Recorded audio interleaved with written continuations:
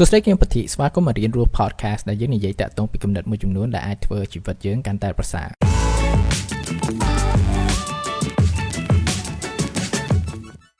Stress អាចបង្កើននៅអាកាសដែលយើងអាចស្លាប់បាន 43% ឯណោះ ប៉ុន្តែវាត្រូវលុះត្រាតែយើងគិតថា stress គឺជាអ្វីដែលមិនល្អសម្រាប់យើងហើយនេះគឺជាអ្វីដែលផ្អែកទៅលើការសិក្សាមួយតាក់ទងពី stress ហើយគឺជាអ្វីមួយដែល popularized ទៅដោយ Kelly McGonigal នៅក្នុង TED Talk របស់គាត់ដែរនៅក្នុងការសិក្សានេះគេបានយល់ឃើញថាបញ្ហាគឺមិនមែនជា stress ប៉ុន្តែការគិតរបស់យើងតាក់ទងពី stress ហ្នឹងព្រោះថាអាកាសនៃការស្លាប់ហ្នឹងវាកើនឡើងលុះត្រាតែពួកគាត់គិតថា stress មិនល្អប៉ុន្តែអ្នកដែលគិតថា stress មិនមែនជាអ្វីដែលរារាំងពួកគាត់ហើយ stress មិនមែនជាអ្វីមួយដែលមិនល្អមិនចាំបាច់ថាគិតថាវាល្អទេអាកាសនៃការស្លាប់របស់គាត់នៅទាបមែនតើបញ្ហាគឺថាសប្តាហ៍ថ្ងៃនេះយើងរស់នៅក្នុងសង្គមមួយដែលយើងតែងតែទទួលដំបូន្មានមួយថាជៀសវាង stress វាអត់ល្អសម្រាប់សុខភាពយើងទេបើបានកុំធ្វើអ្វីដែលពិបាកនឹងបង្កើតភាពតានតឹងលើខ្លួនយើងហ្នឹងប៉ុន្តែអ្វីដែលយើងគួរយល់ដឹងគឺថា stress គឺជាអ្វីមួយដែលសាមញ្ញមែនតើហើយ stress គឺជាអ្វីមួយដែលធម្មតាក្នុងការមានព្រោះនៅក្នុងជីវិតយើងតែងតែមាន obligation គឺការងារមួយចំនួនដែលថាយើងធ្វើហើយការដែលយើងចង់សម្រេច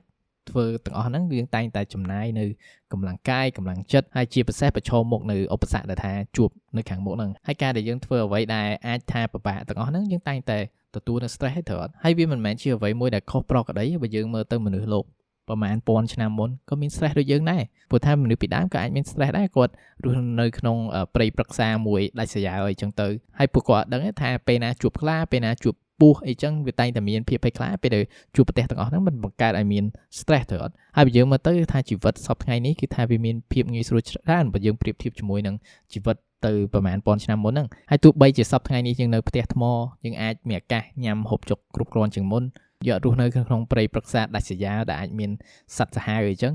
ក៏យើងអាចនៅតែមាន stress ដែរពេលដែលយើងនៅផ្ទះពេលដែលយើងធ្វើការពេលដែលយើងសិក្សាព្រោះថា stress គឺជាអ្វីមួយដែលសាមញ្ញដែលធម្មតាមែនតើហើយវាមិនមែនជាអ្វីដែលថាអាចជៀសវាងបានទេមិនថាជីវិតយើងវាស្រួលជាងនឹងមិនក្តោយើងតែងតែអាចមាន stress ខ្លះហើយគឺវាអាចបានទេថារស់នៅក្នុងជីវិតមួយដែលអត់មាន stress សោះជាជាងជៀសវាង stress យើងគួរតែផ្លាស់ប្ដូរនៅរបៀបដែលថាយើងគិតតាក់ទងពី stress វិញព្រោះថាពេលដែលយើងមាន stress ហ្នឹងតើយើងធ្វើយ៉ាងម៉េចតើយើងមានអារម្មណ៍យ៉ាងម៉េចនេះគឺជាអ្វីមួយដែលយើងគួរកែប្រែព្រោះតែយើងនឹងតែមាន stress ប៉ុន្តែយើងចង់ធ្វើឲ្យបទពិសោធន៍ក្នុងការមាន stress របស់យើងវាមិនដែរ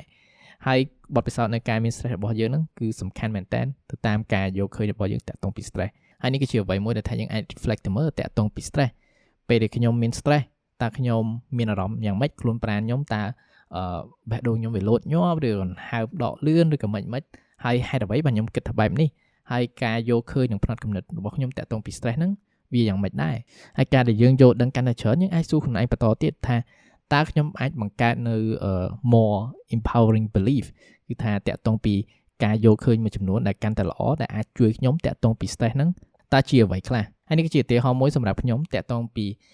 ផ្នត់គំនិតតាក់ទងពី stress ហ្នឹងចំពោះខ្ញុំផ្ទាល់គឺថា stress គឺជាអ្វីមួយដែលថាយើងអាចមានហើយតាក់ទងពីឧបសគ្គត្រូវអត់ប៉ុន្តែការយើងការផ្លាស់ប្ដូរនៃការយកឃើញរបស់យើងតាក់ទងពីឧបសគ្គតាក់ទងពីអ្វីដែលអាចពិបាកហ្នឹង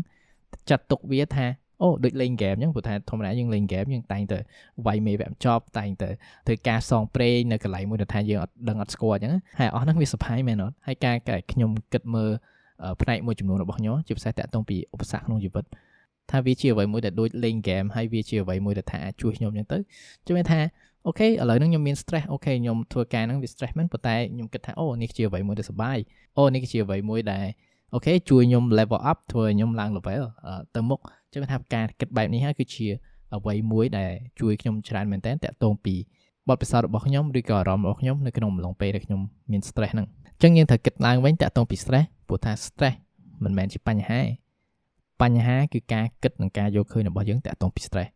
ចឹងយើងចូលគិតយកឃើញនិងមើលឃើញតាក់ទងពី stress យើងខុសពីមុនជាពិសេសកុំភ័យខ្លាចតាក់ទងពី stress អរគុណក្នុងការស្ដាប់ហើយអ្នកក៏អាច subscribe នៅ podcast នេះនៅ Google ហើយនិង Apple Podcast ហើយក្នុងអំឡុងពេលនេះអភិវឌ្ឍខ្លួនជានិច្ចជួបគ្នាថ្ងៃក្រោយបាយបាយ